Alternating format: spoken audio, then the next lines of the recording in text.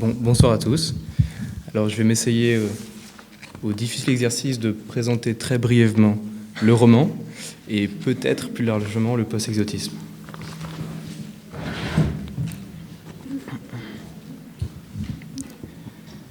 Près d'un carrefour dans les quartiers nord de l'Orbise, capitale de la deuxième Union soviétique, la rumeur s'est répandue très vite. Les capitalistes, autant dire les barbares, sont aux portes de la ville. Les banlieues non réduites en cendres tiennent vaille que vaille, soutenues par une guérilla héroïque. La défense de la ville s'organise, des armes sont distribuées, des unités de combat sont formées. Puis vient la déroute, la confusion, la terreur. La machine Volodine commence à peine à s'échauffer. Elle atteindra bientôt son rythme de croisière. Rapidement, les rangs de la résistance sont décimés. Les rares chefs d'unités encore vivants deviennent fous. On procède à des exécutions sommaires. Le communisme, une fois de plus, s'effondre. 3 camarades, Elie Kronauer, Vassilissa Maragvili et Iliouchenko, combattants égalitaristes survivants, s'échappent de la ville occupée par l'ennemi et s'aventurent dans les territoires interdits. Immense étendue sibérienne de taïga et de steppe, irrémédiablement irradiée, où depuis des centaines d'années se sont succédés des liquidateurs venus y périr. Mais pas tous.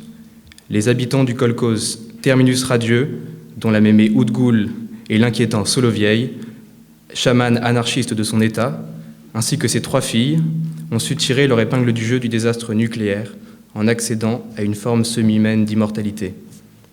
Un peu plus loin, un convoi de semi-morts et de semi-vivants, tous soldats ou prisonniers, entreprennent un voyage vers un camp rêvé où prendra fin leur interminable errance. Les récits post-exotiques semblent pouvoir se dérouler à l'infini, avant et après l'histoire, au-delà du livre. De fait, le post-exotisme trouve sa source dans une profusion fictive de paroles en milieu carcéral. Suite à la défaite cinglante de leurs idéaux, des combattants égalitaristes sont enfermés à perpétuité dans une prison. Leur lutte pour un avenir meilleur a été durement réprimée, mais à travers la défaite, leur enthousiasme ne s'est pas brisé. La révolution est bafouée, mais l'idéal égalitariste continuera à se frayer une voie à l'intérieur des fictions post-exotiques. Ces prisonniers, dans leur captivité, échangent des paroles, racontent des histoires, s'échangent des récits de défaites et de rêves. Leurs murmures forment un tissu narratif inextricable, inouï, qui tant bien que mal parvient à l'extérieur, hors les murs, hors la prison. Ces murmures deviennent des livres.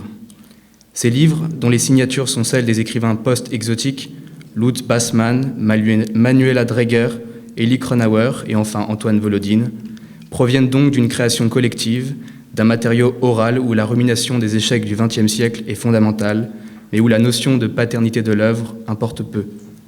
Le post-exotisme est né. Depuis bientôt une trentaine d'années, Antoine Volodine se place en porte-parole discret autour d'un territoire d'une quarantaine de livres, signés des différents hétéronymes que nous avons mentionnés.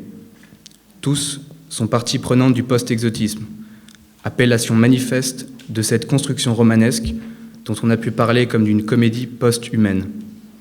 Antoine Volodine écrit, composant ses livres entre 2 voyages chamaniques dans l'espace noir onirique des mondes, tel un Balzac de la déglingue. L'univers post-exotique est un univers où il faut entrer. Sortir sera une autre affaire, mais entrer d'abord. Toi qui pénètres ici, abandonne toute espérance. À cette phrase, Dante aurait pu ajouter « Mais n'oublie pas de rire », car de rire, il est souvent question dans vos livres. Un humour qui trouve sa place au milieu du désastre et qui modifie notre manière d'appréhender le temps et la folie, la mort, l'échec. Cet humour du désastre parcourt tous les livres post-exotiques et nous tient la main dans toute votre œuvre, où se tiennent coude à coude marxisme-léninisme et chamanisme, idéaux révolutionnaires et livres des morts tibétains, onirisme et politique. Les personnages post-exotiques vont jusqu'au bout. Ils professent une opposition radicale, violente au réel. Ils entrent sans réserve dans la tourmente, professent des slogans par-delà la mort, parcourent l'espace indécis des rêves, arpentent le champ miné de la mémoire, tentent un dernier coup de poker onirique à la face du réel. Et ensuite, Nichevo. Ensuite, rien.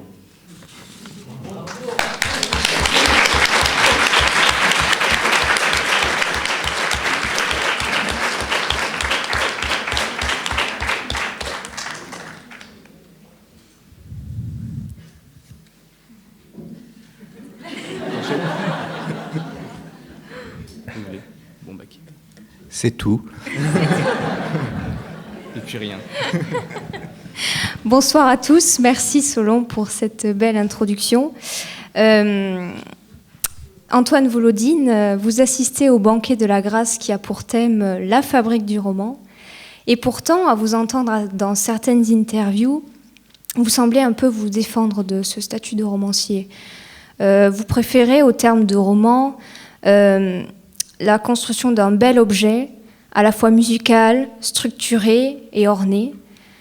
Donc nous sommes ici pour discuter avec vous de cet ouvrage, de ce beau livre, et tenter de comprendre comment vous construisez un ailleurs du roman, un ailleurs linguistique. Et donc je laisse la parole à Kevin pour lancer cette rencontre.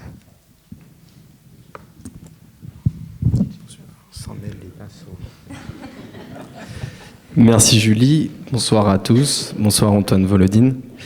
Pour commencer, je souhaiterais évoquer le caractère polyphonique du post-exotisme. Il s'exprime tout d'abord, je crois, dans la forme de votre dernier ouvrage Terminus radieux. Il y a une rupture dans la structure de ces différentes parties. Je m'explique, les trois premières répondent à une forme romanesque semblable, tandis que la dernière est accompagnée du sous-titre Nara et se compose de chapitres beaucoup plus courts que les précédents. Pourriez-vous développer pour nous ce terme Nara et pourquoi ce choix ici, dans ce livre ? Alors, la forme Nara est une forme qui a été publiée, montrée publiquement à partir en particulier du livre qui s'appelle Des anges mineurs, qui était un recueil de naras. Les naras, au début du livre, de ce recueil des anges mineurs, étaient définis comme des instantanés de prose, des instantanés romanesques. Il ne s'agissait pas de nouvelles, il ne s'agissait pas véritablement de chapitres, mais de moments d'images fortes dans lesquelles les personnages vivent un moment extrêmement court, une situation comme dans un rêve brutal, furtive, fugitive, et à partir de là naît quelque chose qui est le cœur d'une anecdote qui peut-être pourra se développer dans d'autres naras du même livre ou se développer dans l'imaginaire du lecteur ou de la lectrice qui sont là confrontés à un matériau qui devient un matériau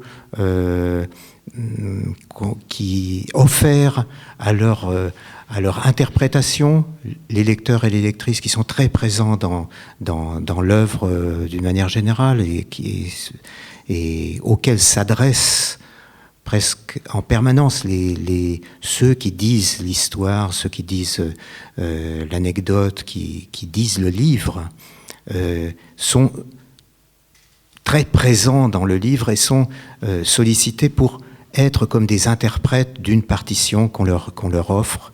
Et donc cette forme qui est nara, qui est une forme lorsque plusieurs naras sont mis ensemble, lorsque l'on est en face d'un recueil de naras qui devient un objet romanesque, eh bien cette forme est extrêmement efficace pour ne pas se perdre dans les méandres d'un roman trop long, d'un truc trop long, comme dirait Agnès tout à l'heure.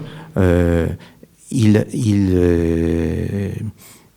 y a ce côté à la fois fragmentaire, très réduit et très efficace dans le récit. Et J'ai utilisé pour Terminus radieux donc une forme romanesque. Le livre est un roman, bien entendu, mais qui utilise beaucoup de techniques romanesques, dont celle du recueil de Nara pour la dernière partie, et la brièveté de ces chapitres, la brièveté de ces moments romanesques est également un paradoxe dans la mesure où cette dernière partie se déroule sur des siècles, des millénaires même, de traversée de la taïga, traversée infiniment lente, puisque les personnages sont bien au-delà de la mort, les personnages errent dans la taïga, vont vers l'extinction, lentement, mais les naras qui décrivent cette marche vers l'extinction, cette marche où tout se ralentit, où la nature s'assombrit de plus en plus, où les saisons s'indifférencient, où il n'y a plus ni jour ni nuit, ni donc hiver, ni mesure possible du temps.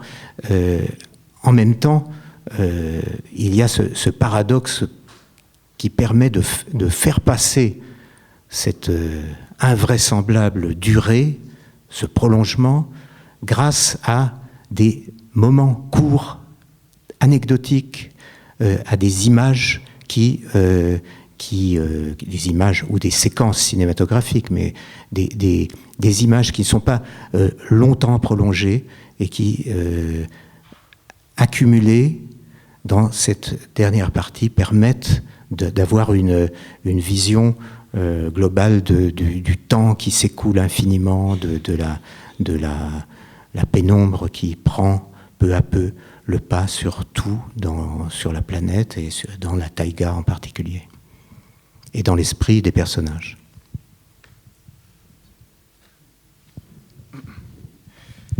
D'accord. Alors je vais partir sur une direction un peu différente, qui est celle du théâtre. À notre avis, le texte est parcouru de clins d'œil au genre théâtral, des clins d'œil d'abord thématiques, mais ensuite des clins d'œil qui vont jusqu'à se diffuser dans la narration elle-même. Alors je vais peut-être citer un petit passage, puisque ces clins d'œil au théâtre tournent souvent autour de la figure de Solovieï. Alors.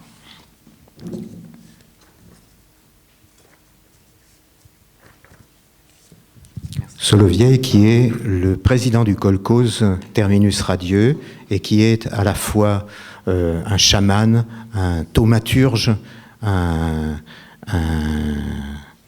kulak, un anarchiste, et tout cela mélangé donne une figure assez particulière qui est d'ailleurs en plus héritière de la figure épique du rossignol brigand, qui appartient aux légendes russes et aux légendes épiques russes, et le nom même de ce président du kolkhoz, Solovieï, renvoie à Solovieï Razboïnik, le rossignol brigand, qui a des traits communs avec ce kulak anarchiste.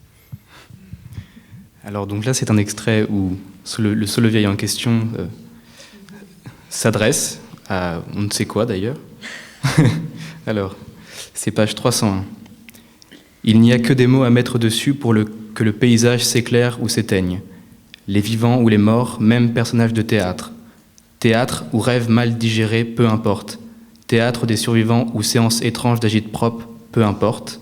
Que j'aille ou que je vienne, le lieu pour mes semelles ou mes griffes ne change pas. Que celui qui parle se taise ou déclame, les spectateurs n'existent pas ou sont les mêmes.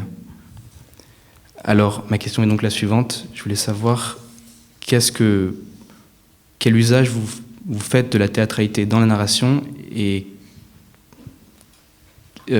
selon quel objectif ?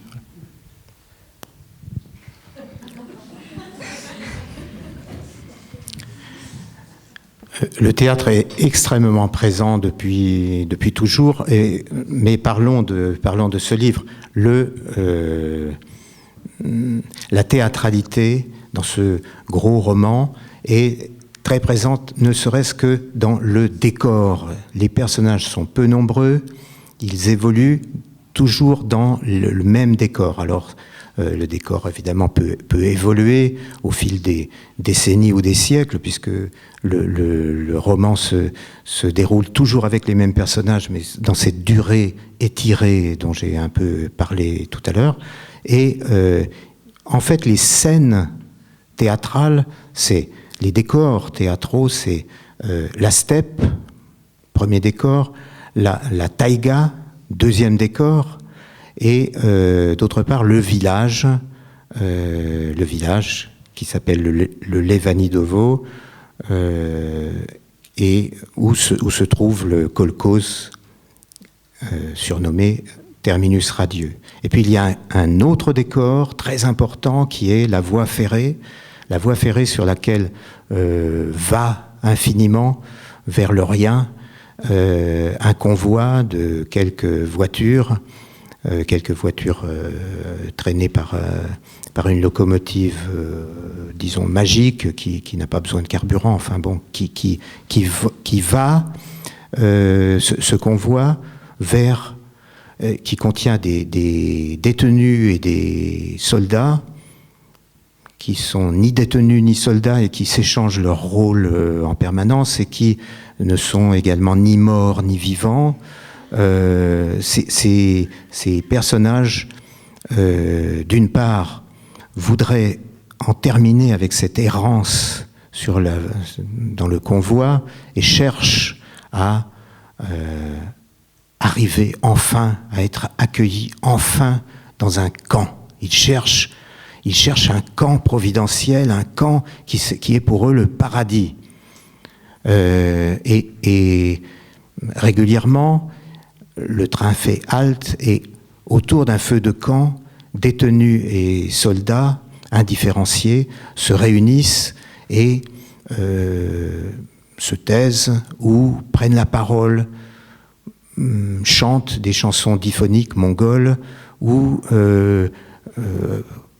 prennent la parole pour raconter des histoires, de fausses biographies, leurs fausses biographies ou des fausses micro-biographies d'autres personnages imaginaires, et ou alors pour faire l'éloge des camps d'une manière générale.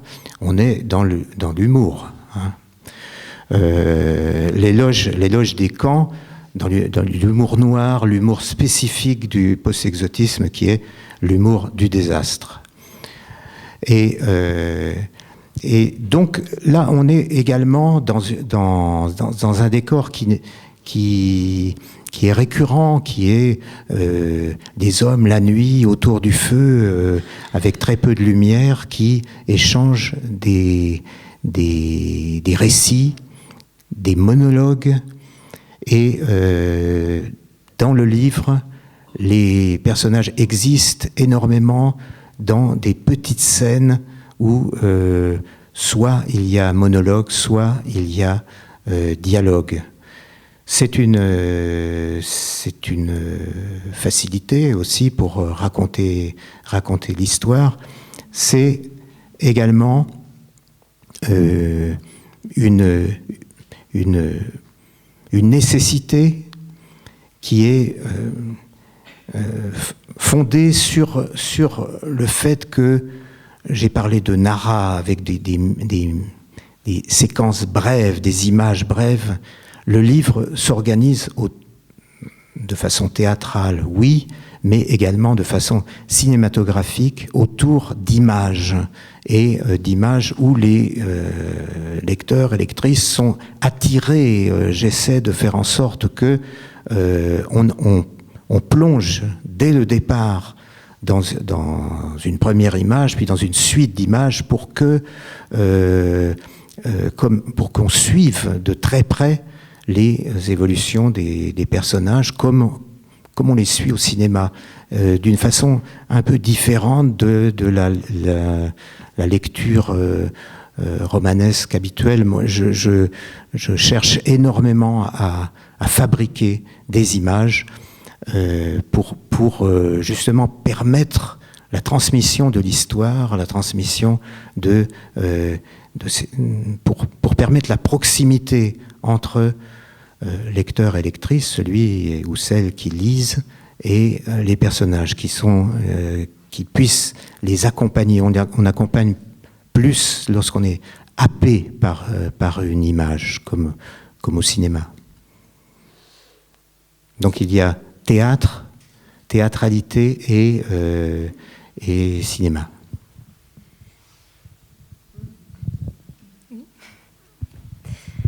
Alors, moi, je voulais vous interroger sur un ressenti de lectrice que j'ai eu. J'ai remarqué, je ne sais pas si c'est le bon terme, mais il y a une tension permanente entre la croyance des personnages en des valeurs de solidarité, de fraternité et de ces idéaux égalitaires. Et en même temps, on a ce constat accablant de l'échec de ce système avec ce temps rond. Il n'y a ni début ni fin. On a l'impression qu'on suit des personnages en cours de route. Et même dans la langue, il y a... comment dire... on a l'impression d'une boucle infinie. Et même, on en parlait tout à l'heure, des passages de folie, des personnages qui sont en quelque sorte déshumanisés.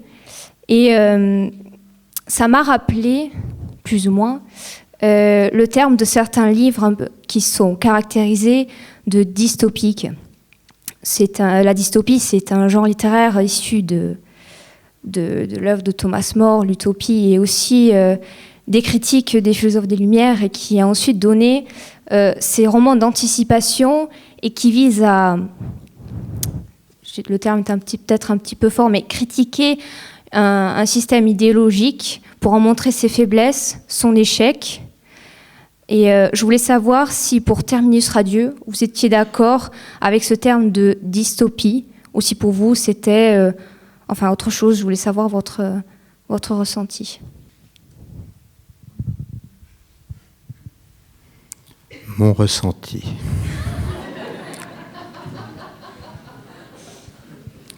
Bon, sur utopie et dystopie, effectivement, dans la mesure où j'imagine au départ que l'action va se situer dans quelque chose qui est après la chute de la deuxième Union soviétique, et où, d'autre part, le personnage de Solovieï, dont j'ai parlé tout à l'heure, thaumaturge dirigeant le kolkhoz dont il est président, mais dirigeant également, on peut le soupçonner au fil des pages, dirigeant l'ensemble de l'action qui se trouve dans le livre, qui est décrite dans le livre, dirigeant les personnages, s'introduisant dans les personnages, dans ses filles, dans Cronauer, le personnage de soldat qui arrive à Terminus Radieux.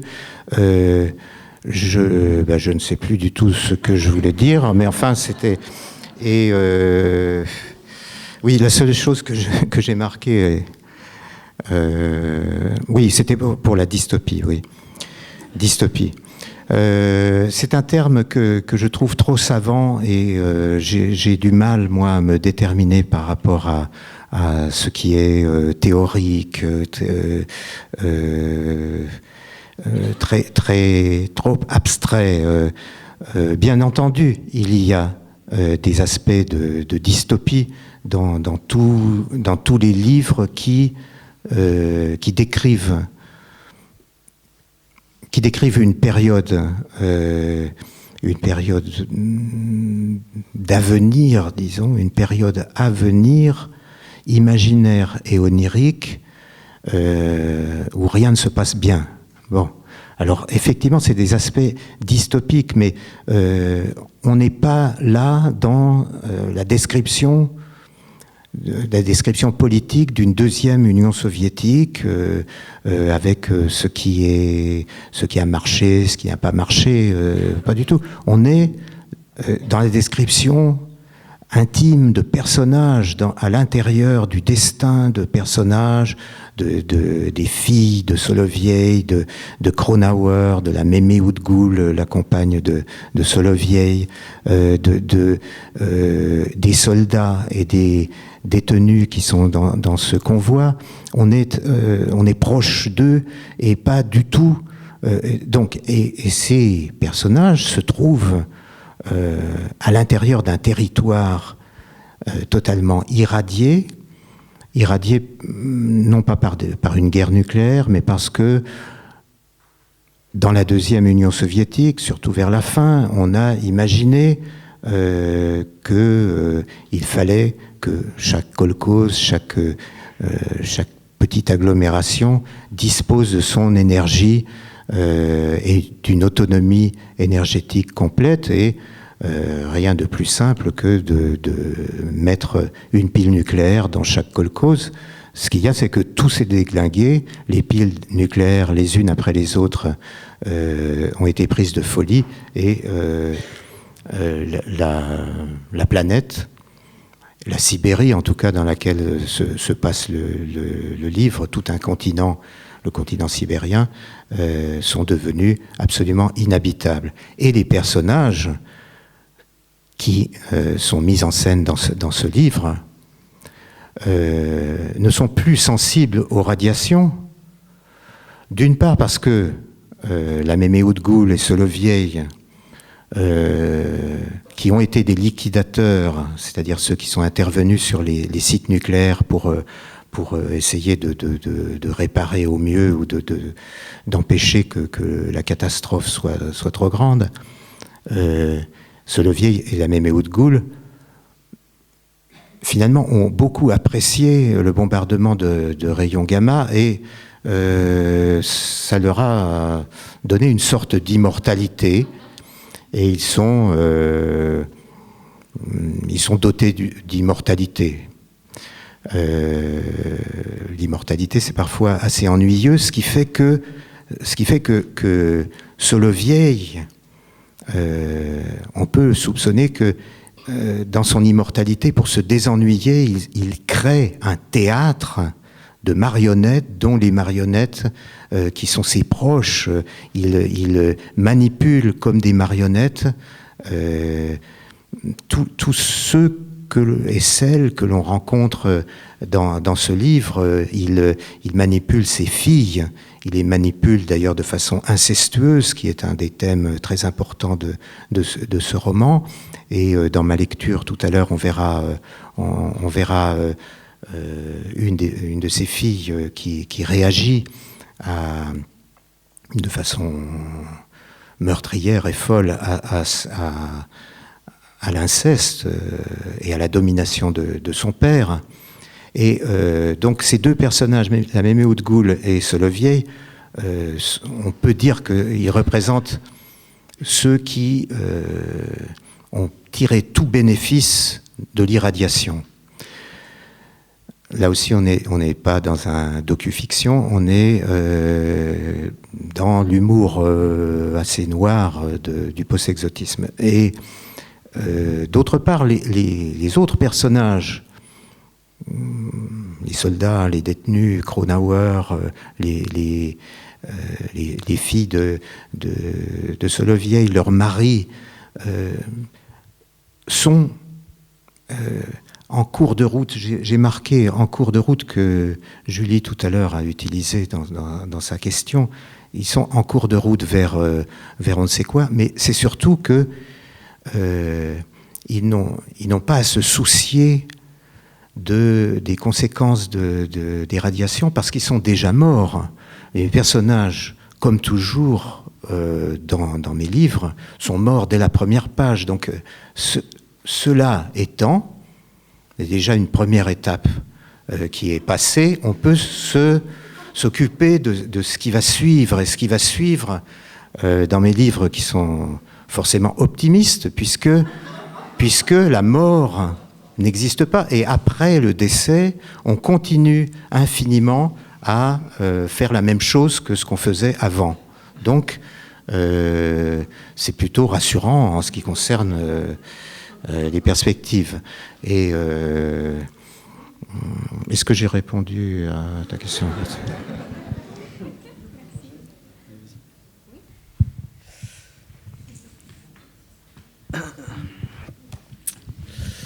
Alors, dans une interview publiée en 1997,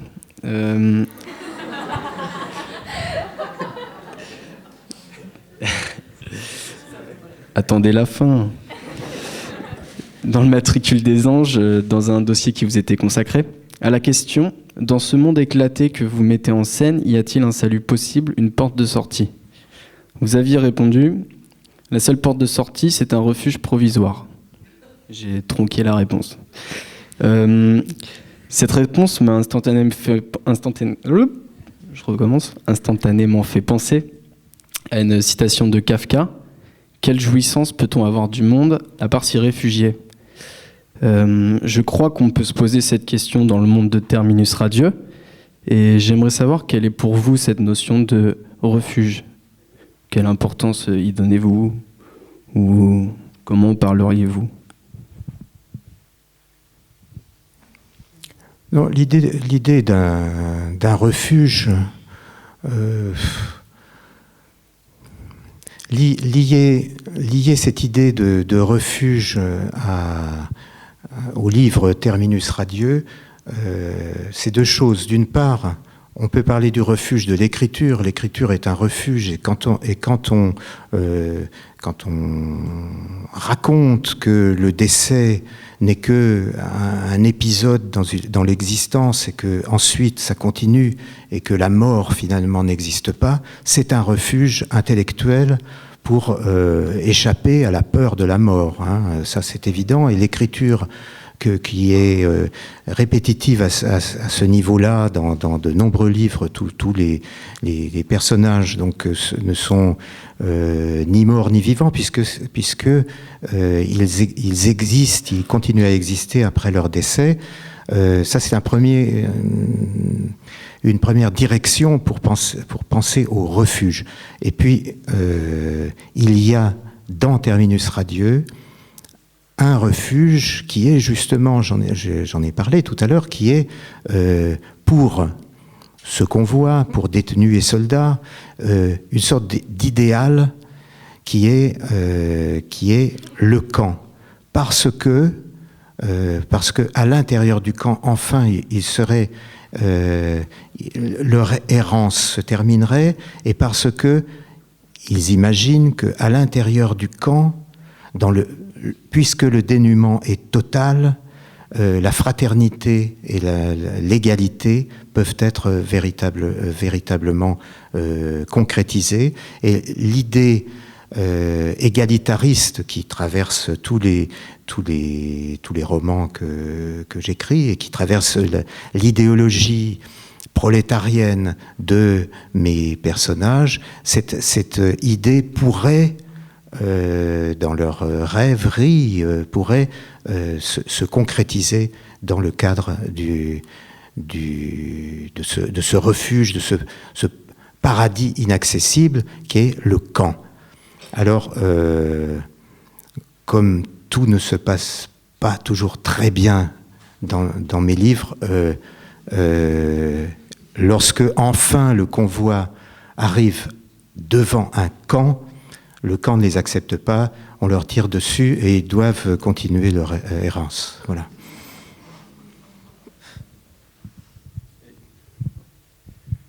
Mais du coup, n'y a-t-il pas toujours cette idée de rechercher un refuge, puisque arrivé dans un camp, toutes les choses ne vont pas se passer comme prévu. Que peuvent attendre les personnages d'autres dans votre roman ? Mais ils attendent la fin. C'est là-dessus que se termine le roman. Les personnages errent infiniment au fil des siècles de leur intellect qui se dégrade de plus en plus au milieu d'une nature qui est de plus en plus sombre et non pas inhospitalière, mais de plus en plus squelettique, réduite à rien, et ils vont vers, ils attendent la fin, ils attendent l'extinction. C'est après le décès, normalement, pendant 49 jours, on marche dans le bardeau, dans un univers flottant, et au bout de 49 jours, on renaît. Bon. Mais c'est pas toujours comme ça, et de toute façon, dans mes livres, comme je ne suis pas bouddhiste et que je ne tiens pas à respecter très exactement les enseignements du bouddhisme tantrique sur ce sujet, mes personnages restent dans cet après-décès. Ils y restent, selon les livres, beaucoup plus de 49 jours, ou parfois 49 jours, et parfois 49 siècles simplement. Hein. Donc c'est l'idée d'attendre, d'aller vers quelque chose où il se passera peut-être quelque chose qui sera enfin la fin, c'est ça le refuge pour mes personnages. Oui, et puis peut-être pour rebondir et aller un peu plus avant, cette question de l'attente de la fin, vers cette fin, les personnages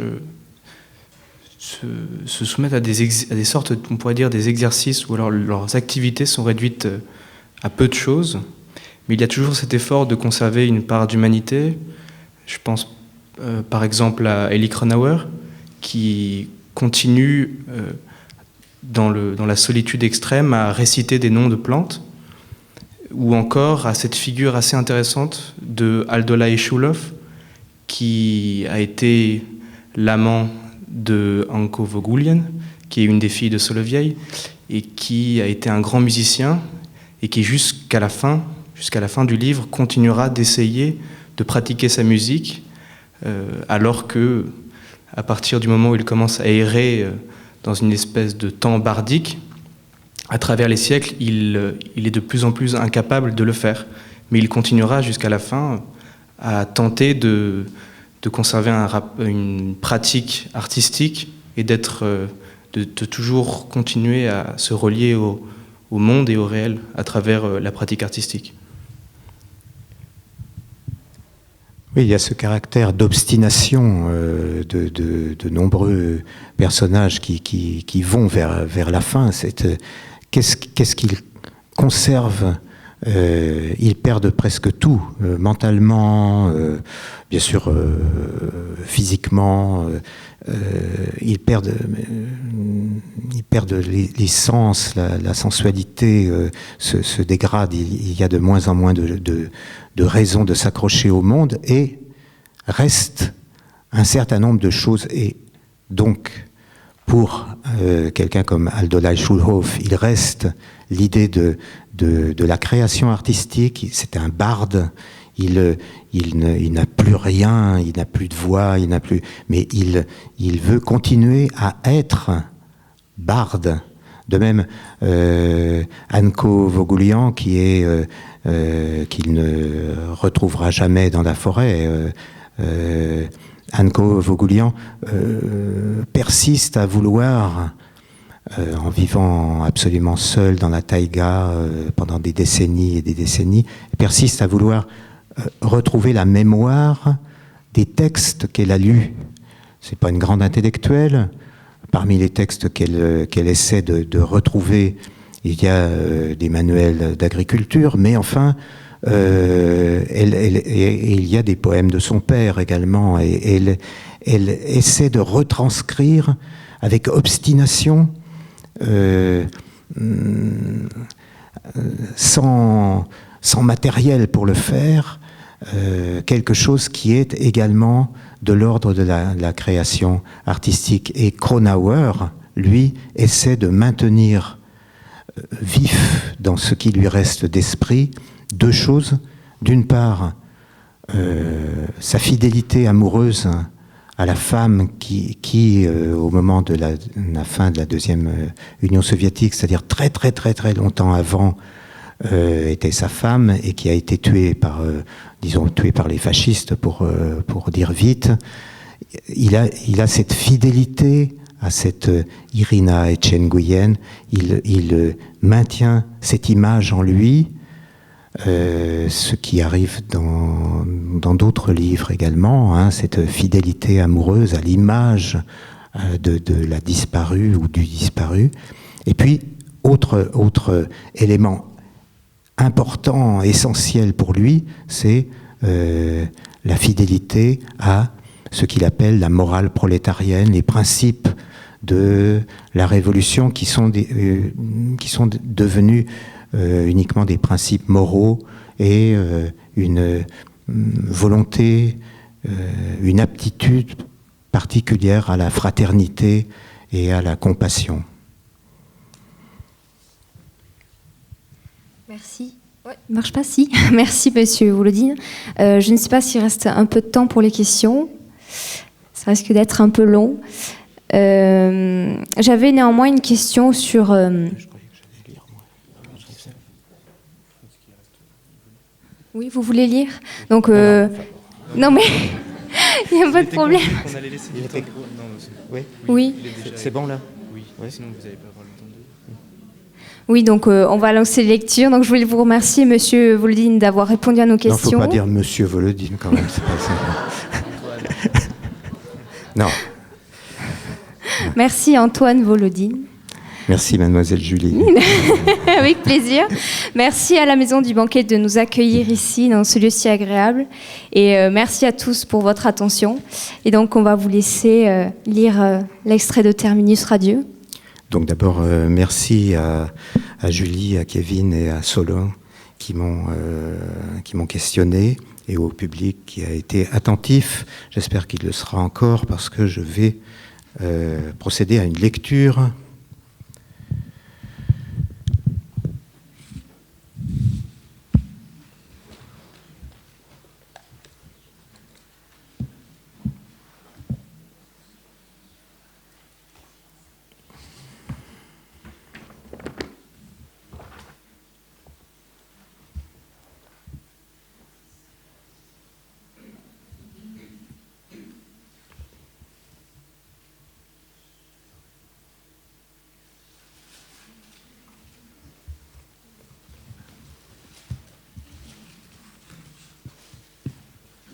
Donc la seule chose à savoir avant cette lecture, c'est Solovieï est président du kolkhoze, c'est un magicien.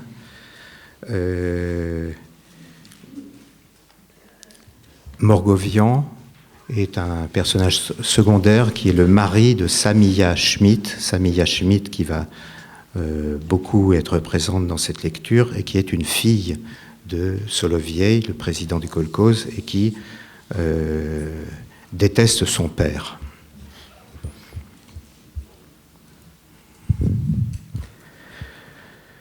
Le président du kolkhoze leva les bras, puis les laissa retomber le long de ses flancs, comme pour dire que la situation était pénible, mais qu'en même temps on ne pouvait rien faire sinon l'accepter.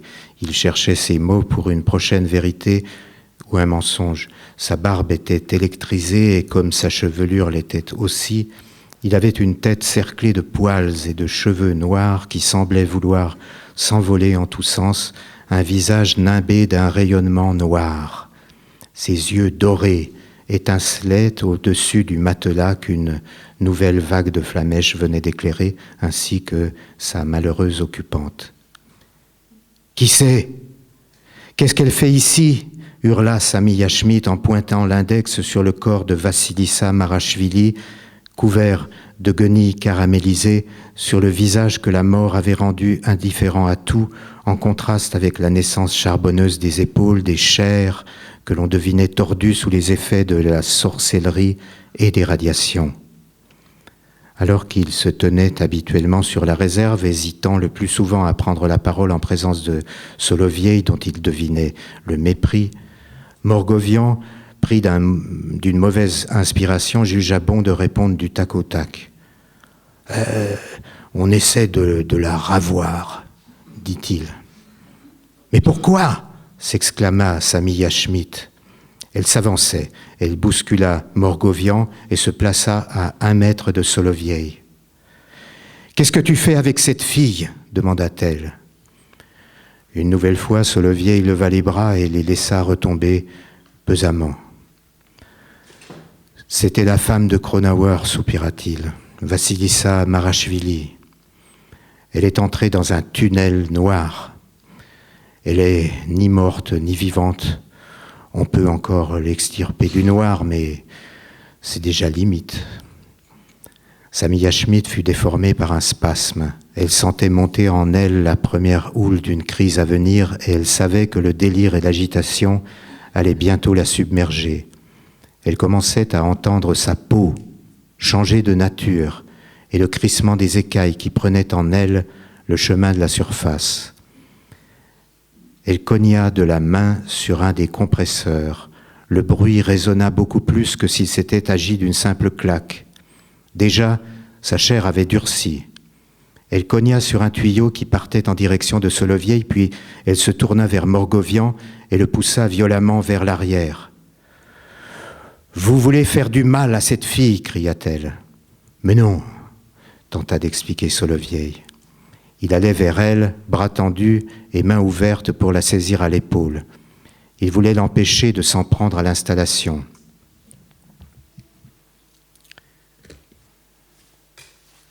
Vous êtes que des monstres » hurla-t-elle en tapant de nouveau sur le compresseur. « Vous voulez faire le rut avec elle » La nuit est longue, très mouvementée, très bizarre et très longue. En quelques minutes, Samia Schmidt prend sa forme de furie, puis elle échappe à toute norme. Ni Solovieï, avec ses pouvoirs pourtant considérables, ni Morgovian, évidemment, ne peuvent la calmer. Elle se couvre, d'écailles très dures. Elle donne des coups terribles. Elle se déplace à une vitesse invraisemblable. Elle transforme son cri en énergie. Elle n'a plus de sang, ou plutôt, elle n'a plus ni sang, ni absence de sang. Elle n'est ni morte, ni vivante, ni dans le rêve, ni dans la réalité, ni dans l'espace, ni dans l'absence d'espace. Elle fait théâtre. Elle fait alliance avec le combustible. Elle provoque des incendies de flammes froides. Elle fait alliance avec le vide, avec le combustible maîtrisé, avec le combustible suspect, avec le combustible pris de démence et immaîtrisable.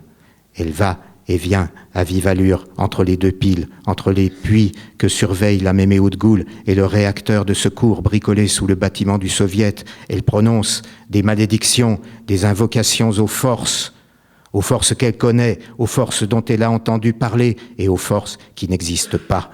Elle court dans l'obscurité plus vite qu'une balle de fusil. Elle court dans la forêt nocturne. Elle s'aventure sous les mélèzes jusqu'à la vieille forêt. Puis elle revient. Elle fait plusieurs fois le tour du Levanidovo en courant à la lisière des arbres noirs. Elle revient vers les crépitements nucléaires. Elle trace des cercles autour des cœurs nucléaires jusqu'à ce que les huiles des pompes prennent feu. Elle trace des cercles jusqu'à ce que des flammes glacées tonnent et tourbillonnent autour des barres de combustible. Elle énumère les crimes de son père et elle ordonne aux forces surnaturelles de ramener son père dans la région des camps, de le contraindre à rester derrière un nid de barbelés dans un isolateur à régime sévère. Elle ne rencontre personne, ou plutôt, elle se refuse à voir ceux et celles qui sont sur son chemin, qu'ils appartiennent ou non à la horde des vivants, à la cohorte des chiens ou au troupeau infini des morts. Elle se couvre d'écailles dures et bruissantes, elle se couvre de gouttelettes noires, elle se couvre d'étincelles, ses cheveux repoussent brièvement et s'allongent jusqu'à ses chevilles, puis, de nouveau, son crâne est chauve. Elle fait vent, elle fait théâtre, elle fait ciel noir, elle fait 4 ciels noirs. Elle appelle les forces. Quand elle est contre la forêt, elle appelle les forces. Quand elle devine autour d'elle la terre des tunnels, elle appelle les forces dès qu'elle est à proximité des barres de combustible. Elle va jusqu'à l'origine des temps et elle souffle dessus en hurlant. Puis elle atteint la fin des temps et elle souffle dessus. Elle invoque les anciens leaders de la révolution mondiale. Elle invoque les grandes figures, les masses anonymes, les peuples disparus. En récitant des listes compactes, réduites à un court bredouillis strident, elle invoque les héros de la première et de la deuxième Union soviétique, ceux qu'elle connaît et ceux qu'elle vient d'inventer, les grands et petits, savants, les prolétaires inflexibles, les ingénieurs, les vétérinaires, les archivistes ayant laissé leur contribution au monde en marche, les liquidateurs sacrificiels qui ont donné leur vie sur des chantiers des centrales déréglés, les détenus et les soldats héroïques, les musiciens héroïques, les cosmonautes. Quand elle se retrouve dans la chaufferie en face de Solovieï, elle renverse Solovieï et elle le tabasse. Elle lui demande pourquoi il n'est pas encore mort. Et quand il se défend, elle le gifle avec ses mains plus solides que du fer. Et elle lui demande de cesser d'entrer en elle comme dans un objet sans pensée. Et elle le tabasse avec rage. Elle lui demande aussi de cesser d'entrer dans ses sœurs comme dans des territoires de chair inerte, sans pensée ni sensibilité au chaud et au froid. Elle fait jaillir des flammes froides et des flammes tièdes du corps de Solovieï dès qu'elle le touche. Elle le bat, elle lui demande de mettre fin à son immortalité de pacotille et de ne plus infliger à ceux et à celles qui l'entourent une immortalité de pacotille. Afin d'humilier son père, elle exige de lui qu'il ne réponde pas à la grêle de coups qu'elle lui inflige. Elle parcourt le Levanidovo. En tous sens, elle traverse les murs sans dommage, à la manière des neutrinos qui traversent la terre de part en part sans démolir ni la terre ni eux-mêmes. Elle oblige Solovieï à courir derrière elle pour l'empêcher de mettre le feu à tout le village et pour éteindre les incendies qu'elle allume. Elle l'entend haleter derrière elle et parfois elle opère un brusque demi-tour pour se cogner contre lui, le bousculer et le maudire. Elle se couvre d'une suie qui ne s'efface ni ne se craquelle et soudain elle est lumineusement belle. Puis de nouveau elle ressemble à une créature filante et obscure. Elle va de la chaufferie du soviet à l'entrepôt de la Méméoudgoul. Elle glisse le long du puits jusqu'au cœur de la pile, dans les profondeurs ténébreuses. Elle remonte après avoir touché le cœur. Elle court de nouveau à très grande vitesse vers le centre du village. Elle passe par sa maison, par sa chambre. Elle ne regarde pas ce à quoi elle ressemble dans le miroir. Elle descend les escaliers. Elle retourne à la chaufferie. Elle cogne sur les tuyaux, sur les pompes, sur les portes dispersées irrationnellement dans le fatras des conduites brûlantes. Elle va jusqu'au nid de Solovieï et quand celui-ci est sur son chemin, elle le tabasse. Elle va et vole sous la terre, aussi bien que sur la terre, et parfois elle file si vite qu'elle n'est ni ici ni là. Jamais elle ne touche les restes de Vassilissa Marachvili. Jamais elle ne contemple ou n'examine le corps de Vassilissa Marachvili. Elle traverse les rideaux de flamèche qui s'agitent sur le mur du rédacteur. Elle enjambe le cadavre de Vassilissa Marachvili, mais elle ne le contemple ni ne l'examine au passage. Elle ne tient aucun compte des récriminations de la Méméoudgoul qui l'exhorte à se calmer et à accepter son destin, à accepter les mutations qui se sont emparées d'elle, mais qui lui garantissent de durer infiniment à l'intérieur du Levanidovo, qui l'encourage encore et encore à accepter la vie sans mort offerte par son père, à accepter les monstruosités de son père, à accepter son père tel qu'il est.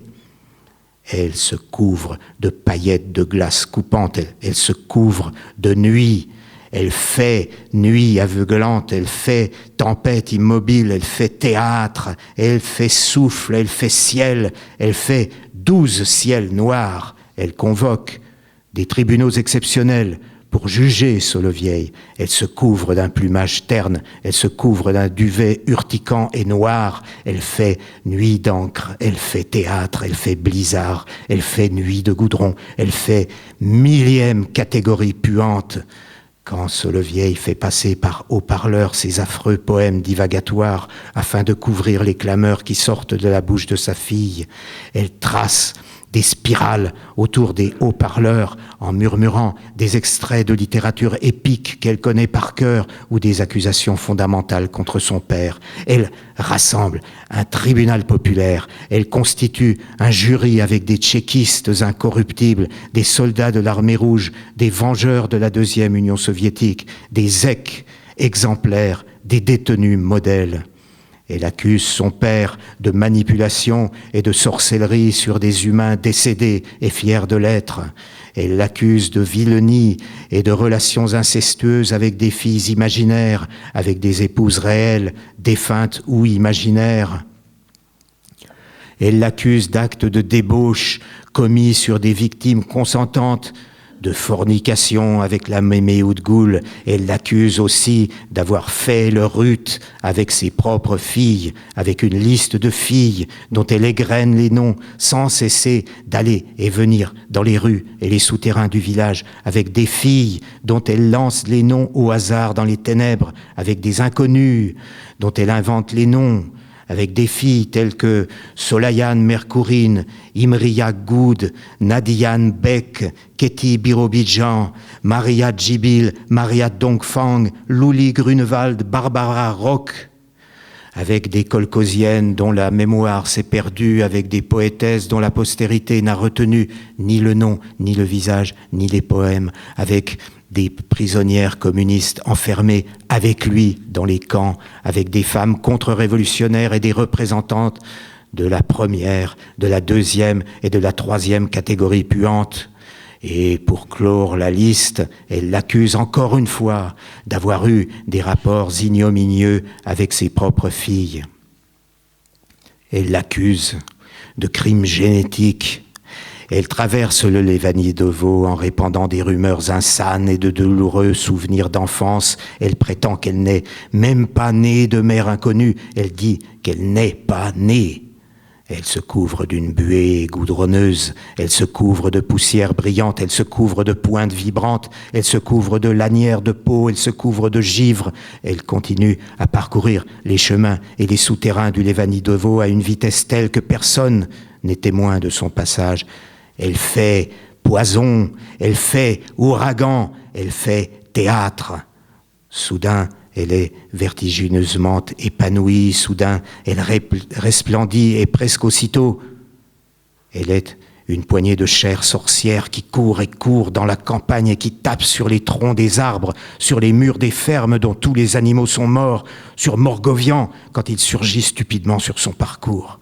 Elle déchire Morgovian, elle déchire ses vêtements de vieux mariés de la campagne, elle lacère Morgovian, elle détruit son corps attardé, maintenu en vie frauduleuse par les magies de Solovieï. Elle retire de son corps les magies de Solovieï, elle essaie de tuer Morgovian quand il s'interpose entre elle et le réacteur du Soviet. À chaque rencontre, elle essaie de le tuer. Elle tape sur les canalisations jusqu'à ce que le métal chante. Elle se couvre d'un pelage de louve blanche et dans l'instant, de nouveau, elle ressemble à une jeune fille perdue dans la révolution culturelle, fragile dans sa tenue militaire asexuée, avec pour seule coquetterie un ruban rouge au bas de ses nattes et un badge rouge sur son informe casquette verte.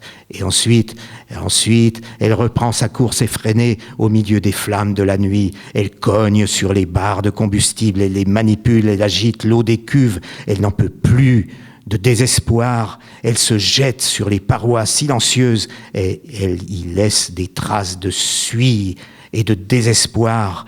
Elle bat l'eau des cuves, elle rebondit de conduite en canalisation, elle rebondit avec des bruits de viande contre les murs, avec des bruits de ferraille, avec des bruits d'avalanche. Elle fait vengeance, elle fait profondeur, elle fait obscurité, elle fait théâtre. Elle lit un acte d'accusation interminable. Elle accuse Solovieï d'immortalité contre-révolutionnaire. Elle lui reproche d'avoir coutume de pénétrer illégalement dans les rêves de ses filles et dans ses filles, afin de leur transmettre à leur insu un excès d'immortalité dont elles n'ont que faire.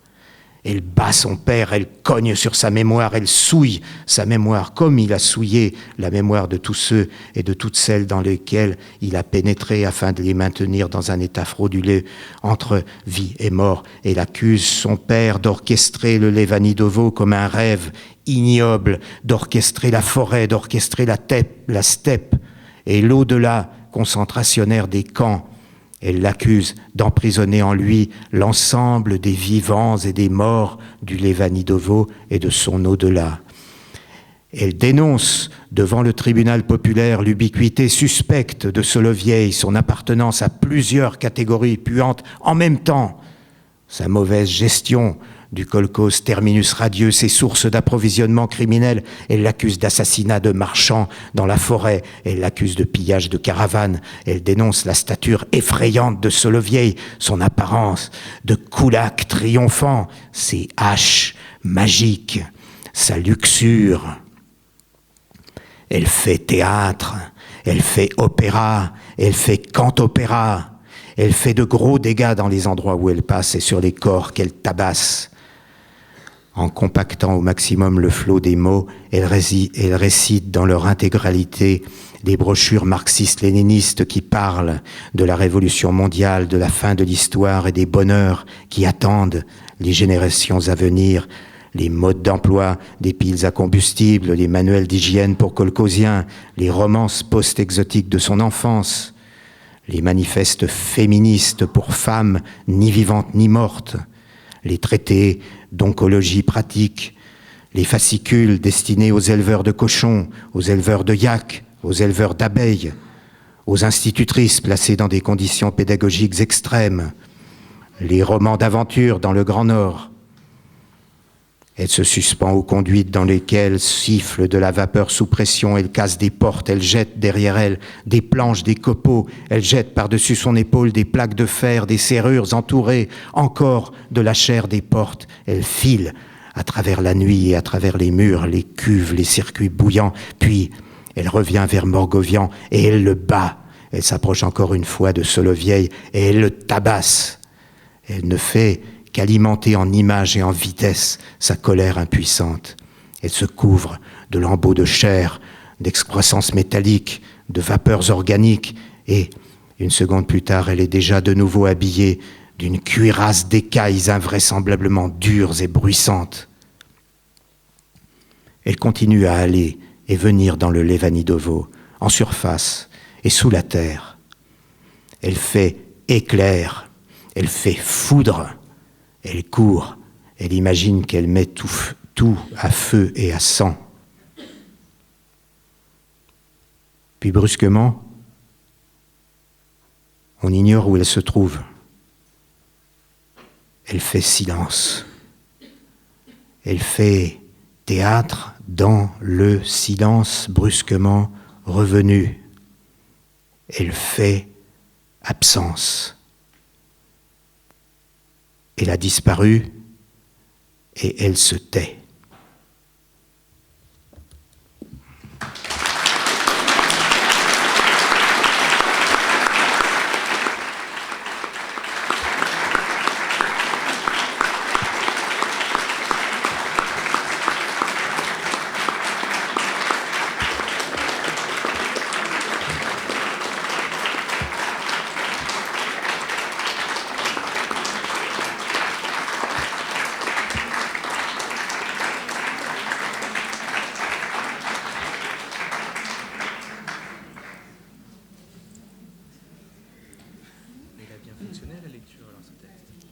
Merci beaucoup, c'était très émouvant